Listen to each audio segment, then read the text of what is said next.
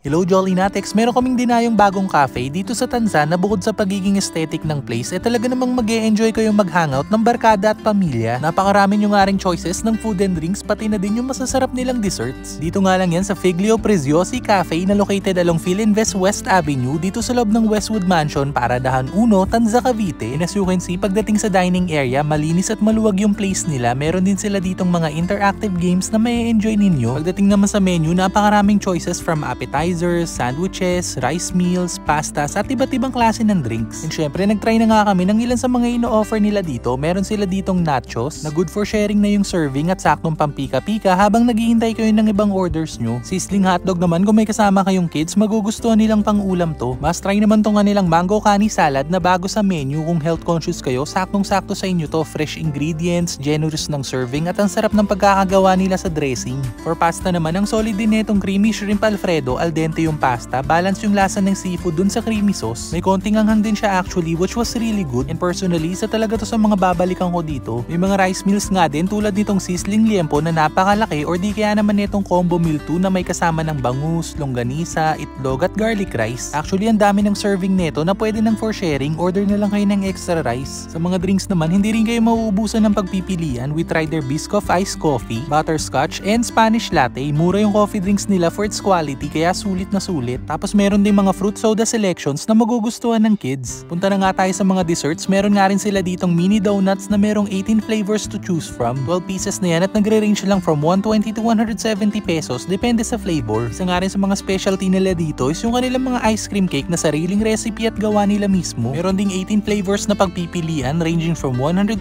to 150 pesos lang. We tried their choco mousse na very light lang yung sweetness pero lasang-lasa mo pa rin yung pagka-chocolate. At itong blueberry na naghahalo yung asim at tamis. Actually, ang unique ng lasa nito, para kang kumakain ng Nerds candy pero ice cream cake. And last but not the least, wag nyo nga rin kakalimutan dito yung kanilang churros na for only 160 pesos, meron na kayong 10 pieces. Masarap yung pagkakagawa nila sa churros, dense yung consistency at buttery din yung lasa. Meron kayong 5 dips na pwedeng pagpilian para dun sa plain churros, pero yung pinaka nagustuhan ko dito is yung cinnamon flavor, panalo yan, promise. By the way, open ng Figlio Preziosi Cafe daily. Ito yung schedule nila, i-post nyo na lang. And aside from dine-in, available din sila dito for deliveries through GrabFood and Foodpanda.